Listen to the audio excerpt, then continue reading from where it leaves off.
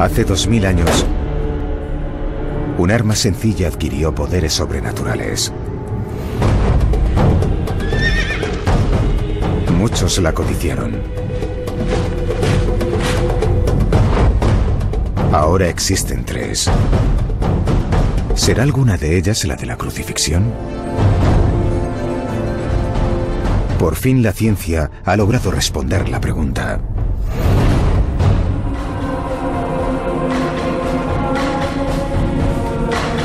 La leyenda de la lanza sagrada.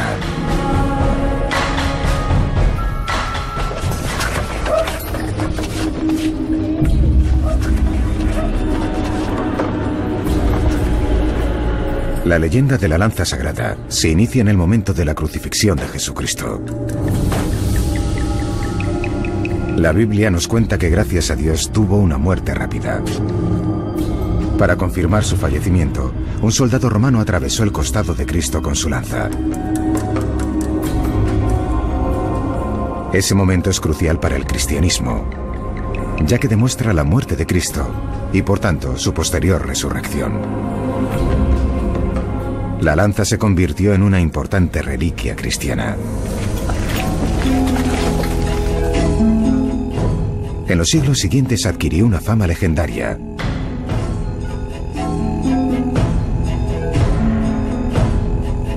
Se dice que el emperador Constantino tuvo la lanza sagrada o lanza de Longino consigo cuando impuso el cristianismo en el Imperio Romano. Con la lanza en su poder, Carlomagno creó la primera Unión Europea a partir del caos de la Edad Media. Napoleón y Hitler ansiaron el poder mítico de la lanza para dominar el mundo. En la actualidad existen 3 cabezas distintas de la lanza. Pero ¿hay alguna auténtica o se trata de falsificaciones? Una está en Armenia, otra en el Vaticano y la tercera en Viena. ¿Podría ser alguna la que hirió a Cristo?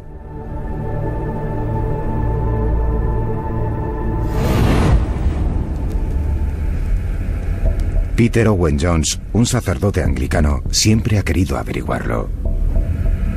Ahora emprende la tarea de examinar la historia de cada lanza para saber si alguna podría haber estado presente durante la crucifixión de Cristo. Igual que muchos otros iconos cristianos, la lanza es un fragmento importantísimo, no solo de la historia cristiana, sino de la de toda la humanidad.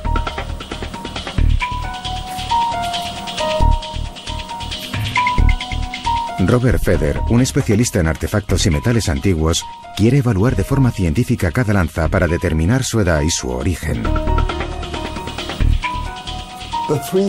Bajo un punto de vista científico e histórico, las 3 lanzas tienen muchas posibilidades de remontarse a la antigüedad, probablemente cerca de la época de Cristo. Las primeras noticias de la lanza sagrada tras la crucifixión provinieron de Armenia. Los armenios afirman que ellos poseen la lanza sagrada. Ahí es donde Peter inicia su misión. Estamos en la catedral de Etchmiadzin. Es el corazón de la Iglesia Apostólica Armenia. Aquí es donde guardan su lanza sagrada. Cómo llegó hasta aquí es una historia asombrosa. Según la Iglesia armenia, la trajo uno de los 12 discípulos de Jesús. El apóstol Judas Tadeo llegó aquí 2 años después de la crucifixión. Con él trajo la lanza sagrada. Los sacerdotes paganos se sintieron muy amenazados por su presencia, de modo que ordenaron su decapitación. Antes de morir, Judas Tadeo convirtió a algunos paganos al cristianismo. Ellos conservaron la lanza sagrada, seguramente en una cueva secreta que más tarde se convirtió en el monasterio de Geihar, que en armenio significa lanza. Aquí permaneció la lanza durante más de 200 años, hasta que un lugareño llamado Gregorio desafió a los sacerdotes paganos predicando el evangelio en Armenia. Pero los paganos eran poderosos y Gregorio acabó en prisión. A la sombra del monte Ararat, donde se dice que quedó varada el arca de Noé, se ubica el antiguo monasterio armenio de Jovirab. Peter viaja a este santuario remoto siguiendo la biografía de Gregorio. Gregorio fue torturado y arrojado a una fosa llena de serpientes que estaba aquí dentro. Allí permaneció 13 largos años.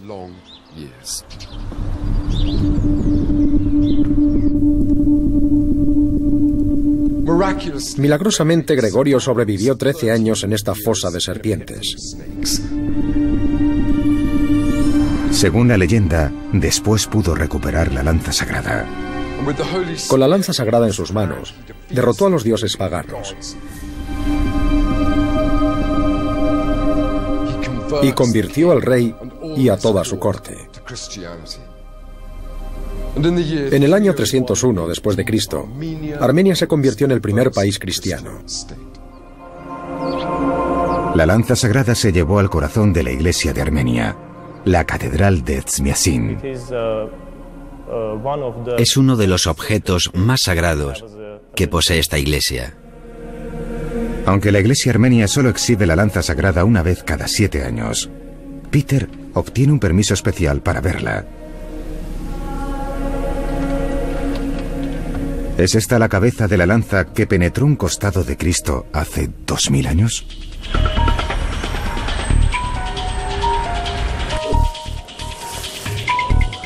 Robert Feder ha conseguido una réplica de la lanza de Armenia para mostrársela a Mark Hassall, un experto en armas romanas.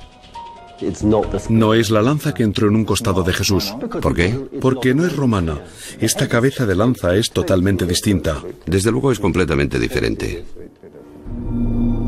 La iglesia armenia acepta que su lanza no es romana, sino una usada por los soldados judíos de la época con una cruz labrada.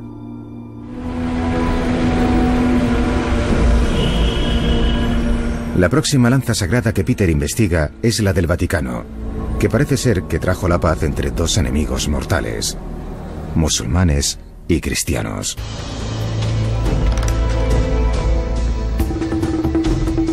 La investigación de Peter comienza aquí, en las antiguas murallas de Constantinopla, la actual Estambul.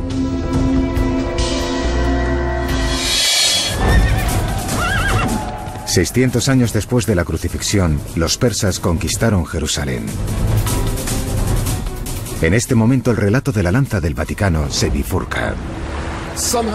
En aquella época la punta de la lanza se desprendió. No sabemos cómo. Pero acabó aquí, en Constantinopla, la capital del Imperio Romano de Oriente, donde se incrusta en un crucifijo engastado con piedras preciosas.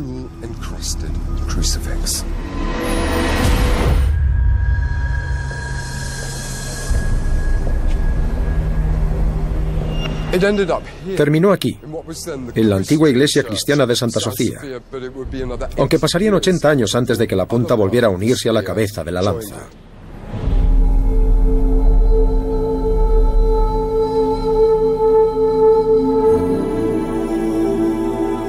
Ambas piezas permanecieron en Constantinopla durante 600 años más,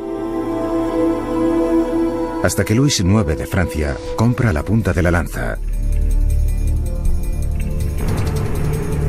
creyendo que una reliquia tan importante le proporcionaría un vínculo directo con Dios y, por tanto, honor y prestigios inmensos. La punta incrustada en esta cruz enjollada se guardó en París hasta su desaparición durante la Revolución Francesa.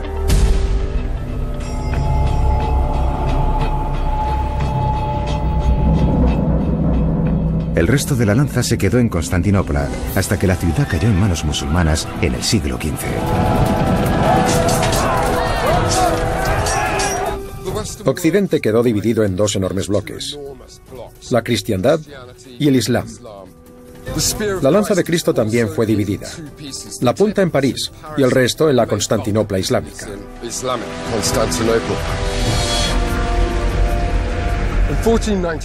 En 1492, el sultán entregó el resto de la cabeza de lanza al Papa a cambio de que mantuviera a su hermano, que reclamaba el trono del sultán, preso en Italia.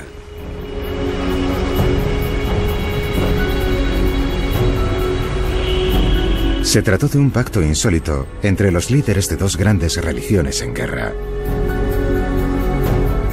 La lanza sin su punta llegó a la Basílica de San Pedro, donde apenas volvió a ser vista. El Vaticano no afirma su autenticidad.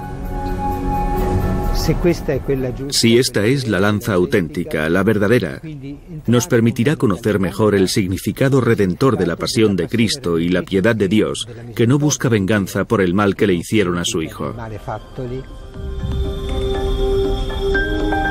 Por desgracia, el Vaticano no autoriza la exhibición de la lanza y tampoco su examen científico.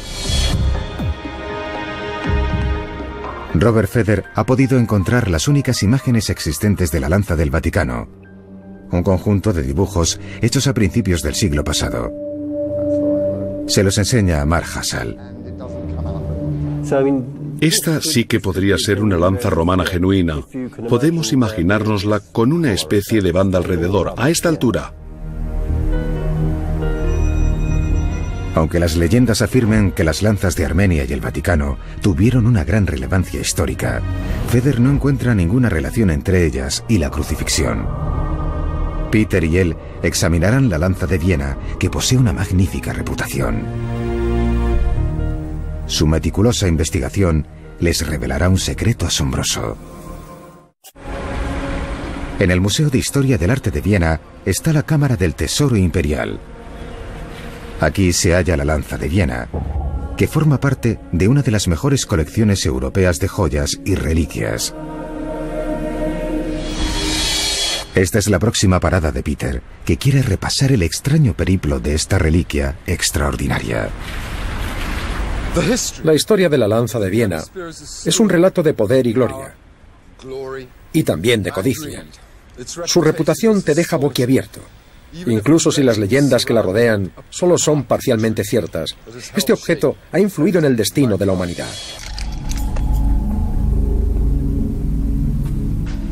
A diferencia de las otras lanzas, esta no pertenece a ninguna iglesia. El museo concede a Robert Feder una oportunidad única para examinar esta reliquia de valor incalculable. Para un experto en metales antiguos, es lo máximo a lo que puede aspirar. Lo que descubre le hace emprender un fabuloso viaje a través de los tiempos, en el que aparecen algunos de los personajes más poderosos y terribles de los últimos 2000 años.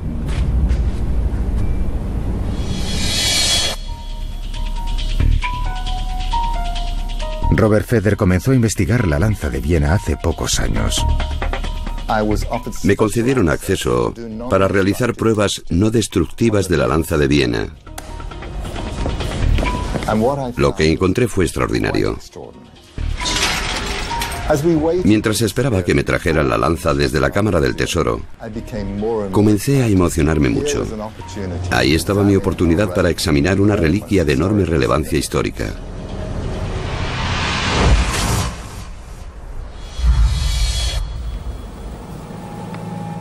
Feder carece de permiso para realizar pruebas invasivas, como la datación con carbono, por temor a que la reliquia sufra daños. Sin embargo, hay otro tipo de pruebas que puede realizar y que podrían revelarnos los secretos de la lanza. Comienza comprobando su peso y sus dimensiones. Tenemos que dilucidar si la lanza de Viena se sitúa dentro de los parámetros de una lanza romana normal. A continuación, Feder comprueba sus propiedades magnéticas. El imán demuestra que su material principal es el hierro. Después, Feder la frota para obtener rastros biológicos. El fragmento más pequeño puede usarse para determinar la existencia de restos humanos.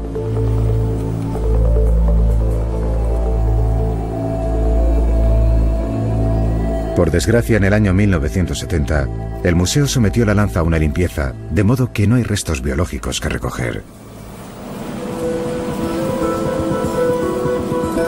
Cuando la desmontaron para limpiarla, el museo encargó una serie de fotografías que demuestran que la lanza está compuesta por varias piezas.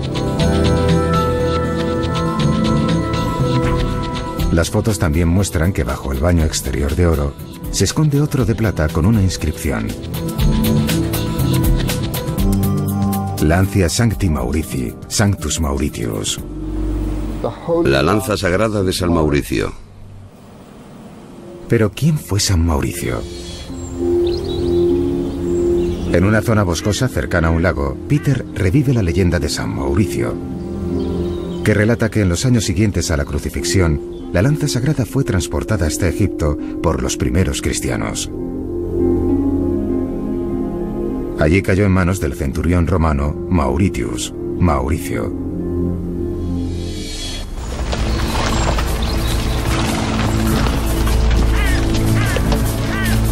Mauricio estaba al mando de una legión de soldados cristianos, sus correligionarios. Según esta historia, en el año 286 llevó la lanza a Europa.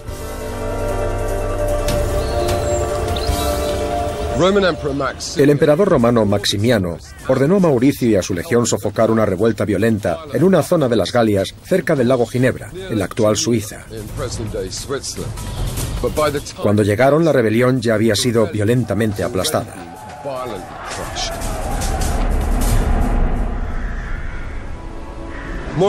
Mauricio queda horrorizado al descubrir que los hombres masacrados son cristianos.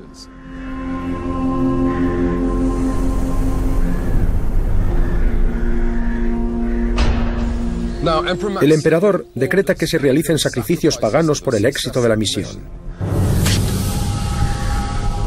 En ese momento, Mauricio y sus hombres manifiestan su respetuosa negativa a participar.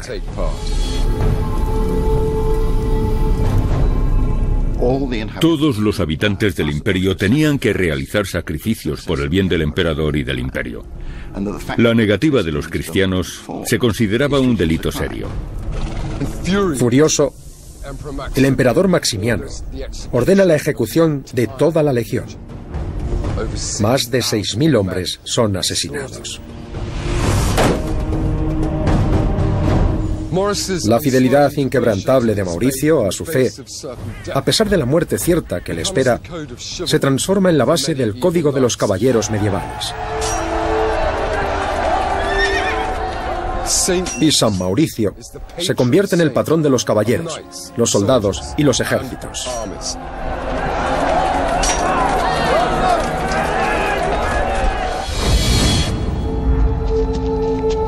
Es obvio que quienquiera que grabase la inscripción en la plata creía que San Mauricio había llevado la lanza.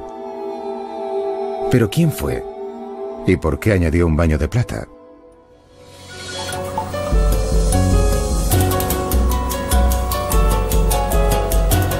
Al estudiar las fotos, Robert Feather descubre que en algún momento la punta de la lanza se partió en dos.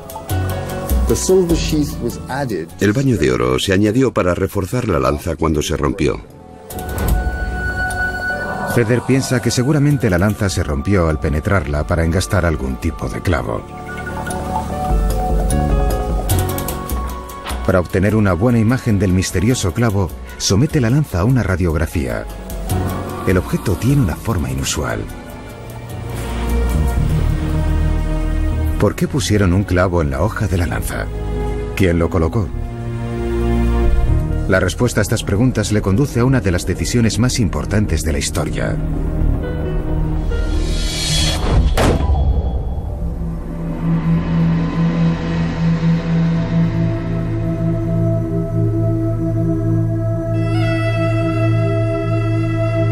Siguiendo la leyenda de la lanza de Viena, el reverendo Peter Owen Jones llega al núcleo de uno de los puntos de inflexión más destacados de la historia.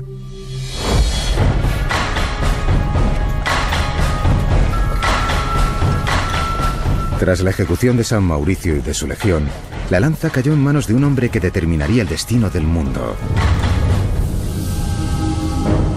El emperador romano Constantino el Grande. En tiempos de Constantino, el Imperio Romano estaba funestamente dividido, tanto política como religiosamente. El Imperio Occidental era gobernado desde Italia y el Oriental desde la actual Turquía. Constantino es poderoso y, lo más importante, ambicioso. Quiere que el Imperio Romano recupere su fuerza. Y para lograrlo tiene que volver a unirlo bajo un solo líder, él mismo.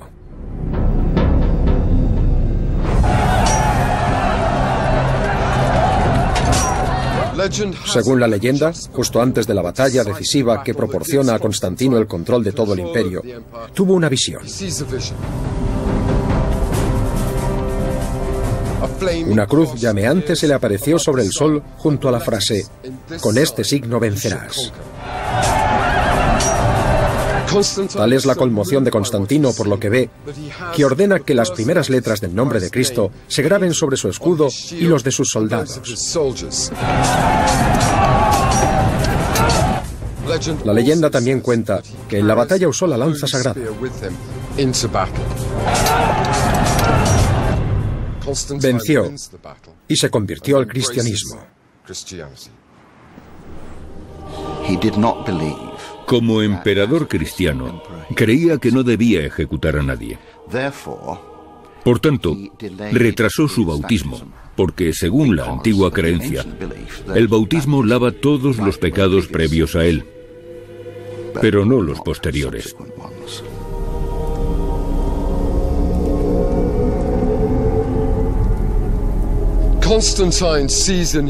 En su nueva religión, Constantino ve la forma de unir a su imperio dividido. Así que toma una decisión que cambia el destino de la humanidad. El cristianismo se convierte en la religión oficial del Imperio Romano.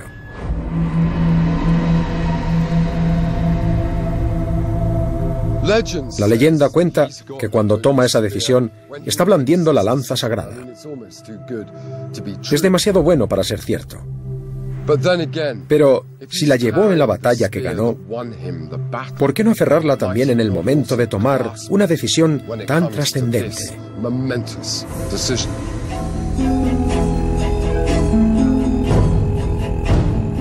Hecho emperador, Constantino construyó una nueva capital para su imperio cristiano, Constantinopla. Helena, su madre, que se había convertido mucho antes que él, viajó a Tierra Santa en busca de reliquias.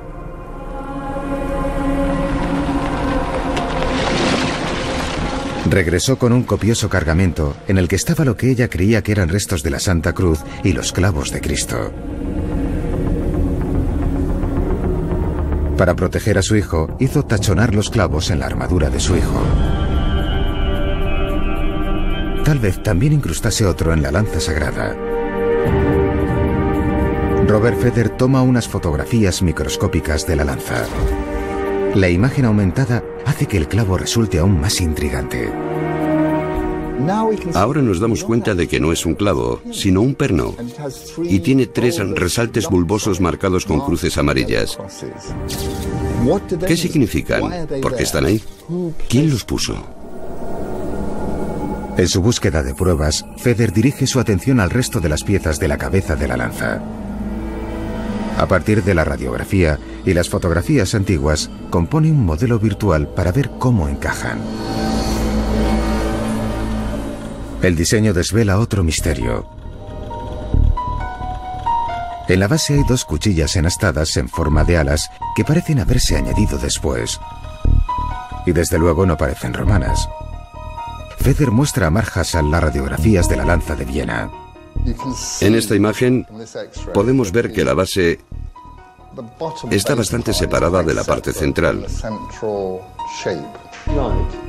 Si retiras esa pieza, tenemos la estructura básica. Este es el artefacto original. Parece una lanza romana, pero esa cruz es algo inesperado en una lanza romana, ya que es algo propio de las lanzas de la Edad Media.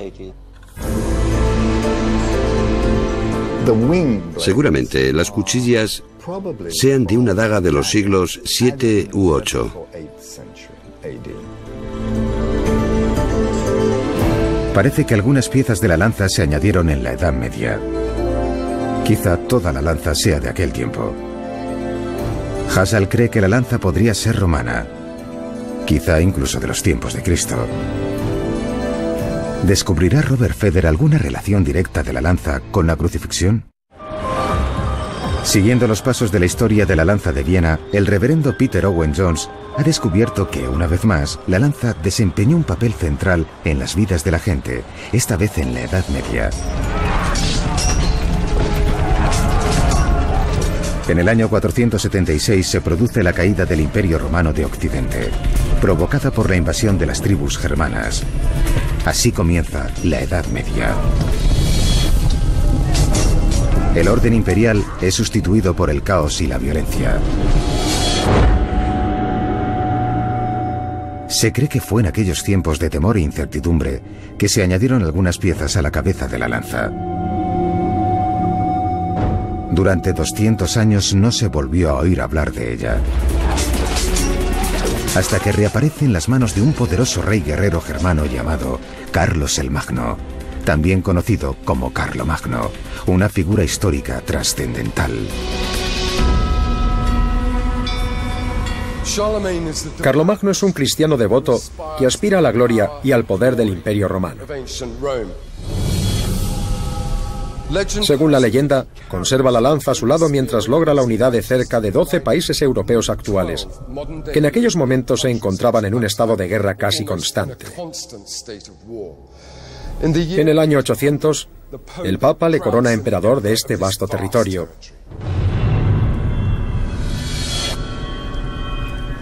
que se convierte en el Sacro Imperio Romano. Carlomagno es ahora el hombre más poderoso de Europa. ¿Añadió él las extrañas cuchillas a la lanza romana? Para averiguarlo, Peter viaja hasta el corazón del Sacro Imperio Romano, Nuremberg. Estamos en el castillo de Nuremberg, que hasta el siglo XVI fue la residencia de los emperadores. Según una descripción de la época de Carlomagno, es muy posible que la lanza fuera la misma que tuvo Constantino. En el siglo X, un obispo llamado Liutprando de Cremona escribió que la lanza de Carlomagno había sido antes de Constantino. Seguramente Carlomagno iría historias acerca de Constantino y de su temible y todopoderosa lanza, y que él también había unido a las partes separadas del Imperio Romano bajo una religión, el cristianismo. Es posible que Carlomagno encargase una copia de la lanza, creyendo que así podría realizar una misión similar.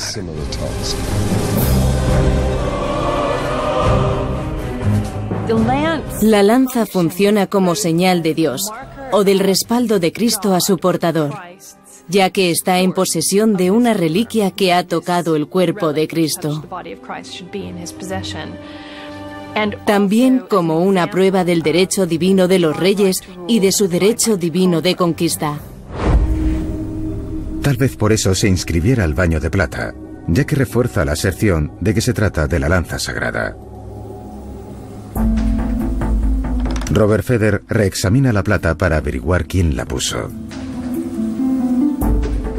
Clavus Dominicus Heinricus Dei Gratia Tertius Romano Imperator Augustus. Enrique III, emperador romano por la gracia de Dios, ordenó la colocación de esta banda de plata para reforzar el clavo del Señor y la lanza de San Mauricio. Enrique III fue un descendiente de Carlomagno, coronado emperador en el año 1046. Esta prueba ayuda a datar la plata. El baño de plata es del siglo XI después de Cristo. Cuando Feder comienza a pensar que la lanza de Viena podría estar relacionada con la crucifixión, una nueva leyenda medieval aporta otro ejemplo de la gran influencia de la lanza lejos de Europa. Estamos en el año 1097, la Primera Cruzada. Alrededor de 70.000 hombres y mujeres de toda Europa han respondido a la llamada para liberar Tierra Santa de la ocupación musulmana. De camino a Jerusalén, sitian la ciudad de Antioquía. Antioquía se halla sobre el fértil valle del río Orontes. Se trata de una ciudad amurallada en la ladera de un monte. Sus habitantes resisten 8 largos meses, pero al final se rinden y los cruzados toman la ciudad.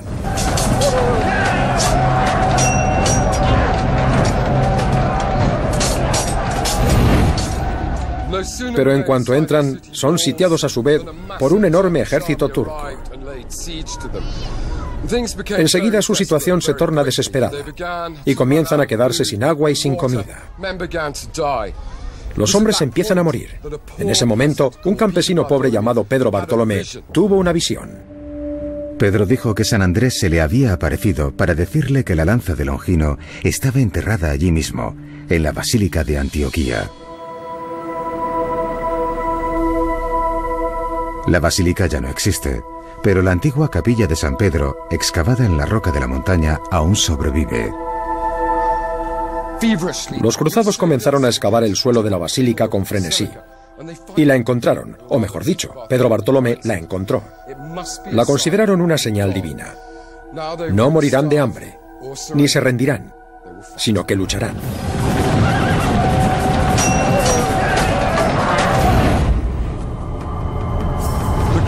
Los cruzados salieron de la ciudad sitiada para enfrentarse a los turcos y contra todo pronóstico, incluso de forma milagrosa, derrotaron a ese ejército mucho mayor que el suyo. Desde Antioquía y armados con la lanza sagrada, los cruzados se dirigieron a Jerusalén. Después el rastro de la lanza se pierde.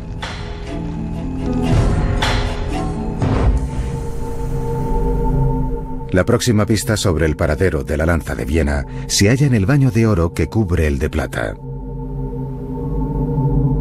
También contiene una inscripción en latín: Lancea et clavus Domini, lanza y clavo del Señor. ¿Quién la grabó? ¿Y por qué?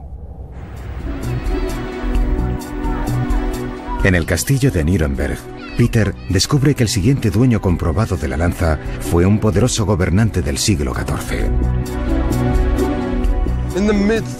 A mediados del siglo XIV, Carlos IV es el rey de los germanos y aspirante al trono imperial. Pero para lograr poder y credibilidad debe hacerse con algunas reliquias importantes. Por eso se apodera de la lanza sagrada. Para albergar sus reliquias, Carlos construyó una fortaleza inexpugnable en las afueras de Praga, la actual República Checa. Es el castillo de Karlstein. Intramuros manda construir una hermosa capilla adornada con obras de arte y piedras preciosas de valor incalculable.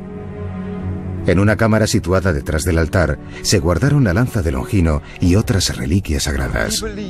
Creyó que así establecería un vínculo entre él y todos los santos del cielo, quienes el día del juicio final regresarían a la tierra para recuperar sus reliquias y beneficiarían a quienes hubieran cuidado de ellas mientras tanto.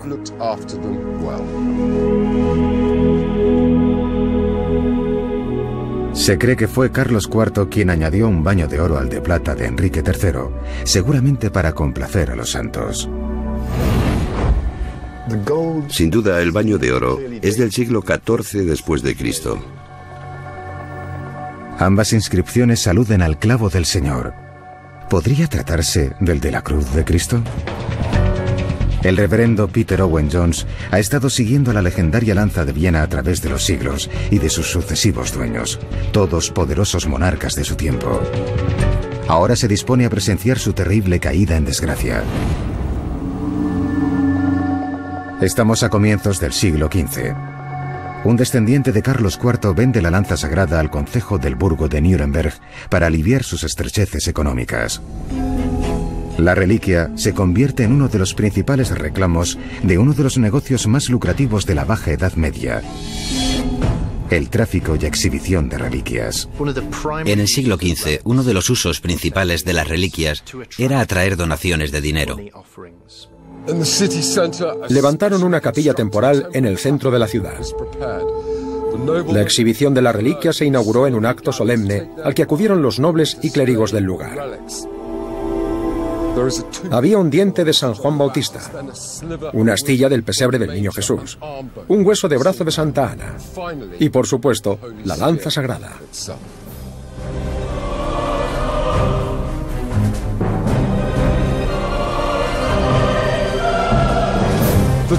La iglesia ganaba muchísimo dinero a expensas de los fieles. Se entiende que al final la gente se cansara de esta explotación. A medida que el movimiento a favor de una reforma fue extendiéndose, las fortunas de las reliquias de Nuremberg comenzaron a decaer. La lanza se guardó en una urna de plata ornamentada. y durante 400 años reposó allí prácticamente olvidada. Robert Feder sigue buscando cualquier pista que pueda informarle del misterioso clavo montado en la hoja de la lanza. Ahora somete la hoja de la lanza a una pistola de rayos X fluorescentes para analizar su composición química.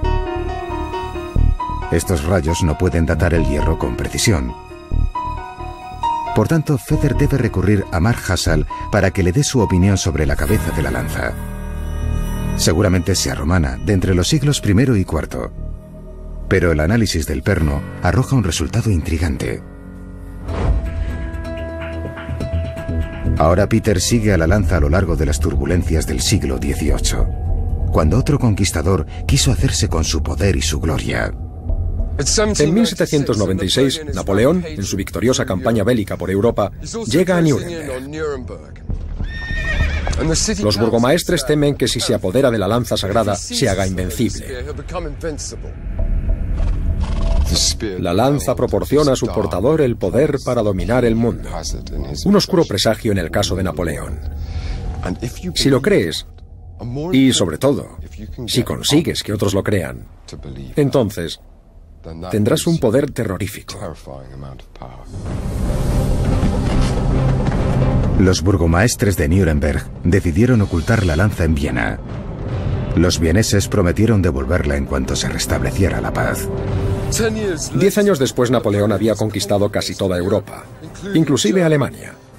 Al hacerlo, puso fin a los 1000 años de existencia del Sacro Imperio Romano. Durante el caos y la confusión subsiguientes, la lanza permaneció en Viena.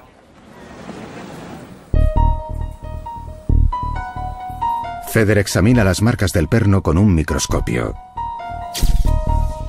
Descubre algo extraño. Parece haber una junta entre las marcas y el resto del perno. Si lo observas con un microscopio, te das cuenta de que esta especie de medallones no forman parte del perno. En el microscopio se distinguen dos metales distintos. Se pueden distinguir por las líneas que separan ambos tipos de material. El análisis con rayos fluorescentes y con rayos X demuestra que los bultos, los medallones, no son parte de la pieza del perno. Se añadieron en algún momento, pero no es fácil saber cuándo. Ahora Feder lleva a cabo un test crítico. El análisis de la composición metálica de un clavo romano del siglo I. ¿Coincidirá con la de los medallones? En ese caso, ¿podríamos decir que la lanza de Viena contiene fragmentos de los clavos de la cruz de Cristo? Tal vez los que Helena trajo de Tierra Santa para el emperador Constantino. El viaje de Peter lo conduce a uno de los episodios más recientes y tenebrosos de la historia de la lanza sagrada. Durante más de 100 años la lanza permaneció en Viena.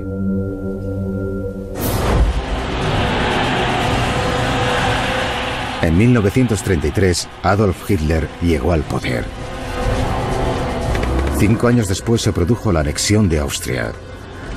Es el primer movimiento que llevó a la realización de su visión de un imperio nazi, el Tercer Reich. Hitler no vaciló a la hora de apropiarse de las joyas y reliquias del glorioso pasado imperial de Austria. La lanza de Longino pasó a manos de uno de los dictadores más infames de la historia. Irónicamente, Nuremberg fue la sede espiritual de los nazis. Fue allí donde Hitler pronunció sus acalorados discursos y donde llevó la lanza. En un extraño avatar del destino, Hitler devolvió la lanza a Nuremberg, su sede durante casi 400 años.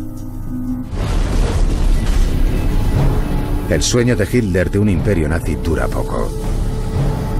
A finales de abril de 1945, el ejército ruso toma Berlín. Tras la derrota alemana, los Estados Unidos se proponen recuperar las obras de arte y las reliquias saqueadas por los nazis en toda Europa. Aquí es donde encontraron la lanza sagrada. La lanza es devuelta al Museo de Historia del Arte de Viena, donde continúa hasta hoy en día. Los resultados de la prueba con rayos fluorescentes realizada por Feder al clavo romano del siglo I son intrigantes. El clavo contiene cobalto, igual que los medallones. ¿Podría significar que los medallones que parecen haber sido clavados sobre el perno procedieran de un clavo romano del siglo I?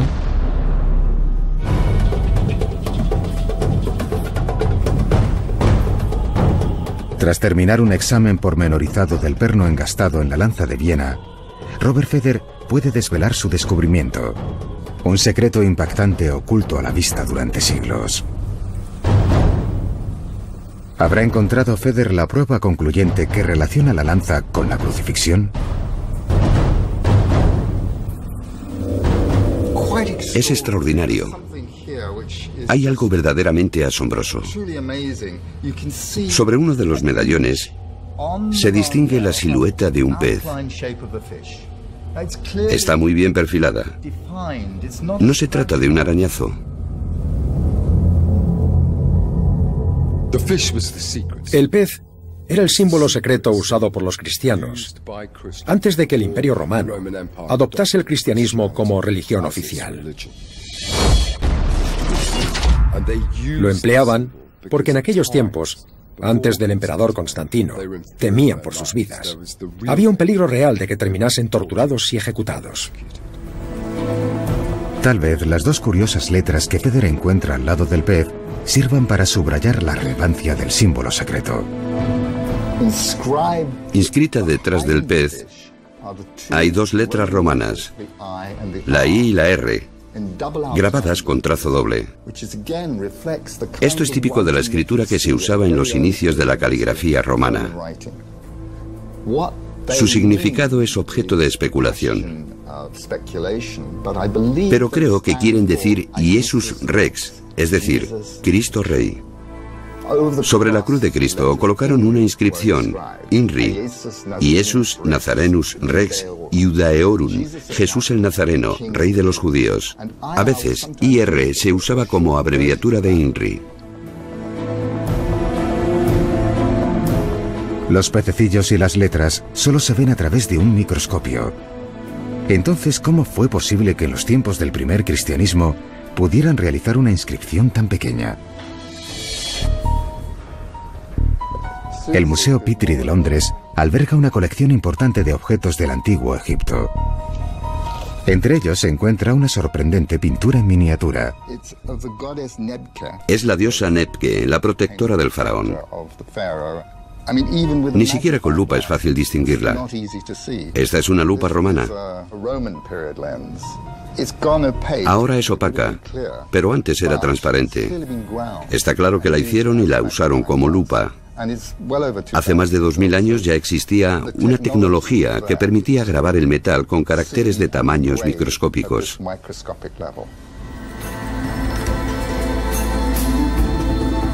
Estos hallazgos conducen a Feder a una posible conclusión fascinante.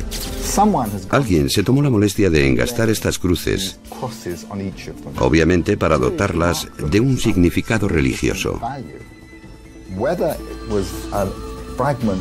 Que fueran del fragmento de un clavo usado para crucificar a Cristo es una posibilidad remota, pero no podemos descartarla. Gracias a este descubrimiento, la investigación de la lanza de Viena realizada por Feder podría acercarnos más que nunca a la crucifixión de Cristo, un acontecimiento crucial para el cristianismo. Para nosotros, el auténtico valor de este objeto reside en que se trata de una piedra de toque de nuestra fe.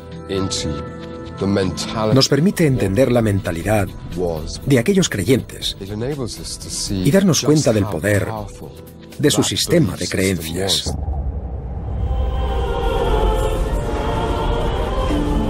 Las lanzas sagradas poseen una parte de historia y otra parte de leyenda. Pero para los cristianos de todo el mundo, son una pieza significativa de su fe. Y como tal, su valor es sencillamente inconmensurable.